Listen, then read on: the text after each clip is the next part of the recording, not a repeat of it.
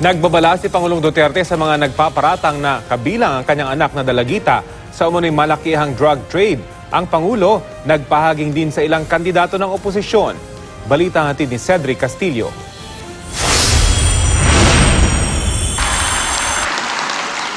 Human rights, son of a human rights, yung mga black propaganda, pati yung anak kong si Veronica, 14 years old drug addict, may ipalabas ako.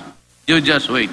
Ito ang banta ni Pangulong Duterte sa mga nagpaparatang sa kanyang pamilya, kabilang na ang dalagitang anak na si Kitty na di umano'y may kinalaman sa malakihang illegal drug trade. Kamakailan, naging viral sa internet ang isang video tungkol dito. Sa kanyang talumpati sa Tuguegarao City kagabi, ibinunyag ng Pangulo na ang bala raw niya laban sa mga kritiko galing pa di umano sa ibang bansa.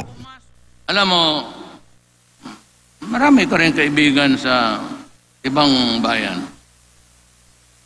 What you did not know is that you were being listened to habang ginagawa ninyo yung kalukuhan ninyo. Labas ko yan in a few days. Pine-perfect ko lang ang ano. It was an intelligence report not from us, but from another country. Panauhing pandangal si Duterte sa campaign rally sa Cagayan ng kanyang partidong PDP Laban. Habang ipinakikilala ang mga pambato sa Senado ng administrasyon, isinabay ng Pangulo ang birada sa mga manok ng oposisyon. Inungkat din niya ang madugong engkwentro sa Mama sa Pano sa Maguindanao na ikinamatay ng tinaguriang SAF-44 noong administrasyon ni dating Pangulong Noynoy Aquino. Kasama di umano si Noy Davao City Mayor Rodrigo Duterte sa pulong nina Aquino sa Zamboanga City habang nagkakabakbakan sa Mama sa Pano. Kasi ito si Presidente Aquino, ito for the first time ilalabas ko. Nag-upo na kami doon, nandyan yung mga generals. Tinanong niya yung general na medyo na-assign dito banda. Sabi niya, kung ikaw general, kung ikaw ang nandoon, anong gawin mo?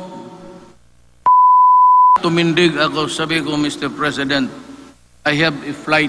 Tumindig ako because it was a very stupid. Magtanong ka ng ganon, katapos ng araw, patay na ang mga sundalo. Sinisika pa namin kunin ang panig ng kampo ni dating Pangulong Aquino. Cedric Castillo, GMA News.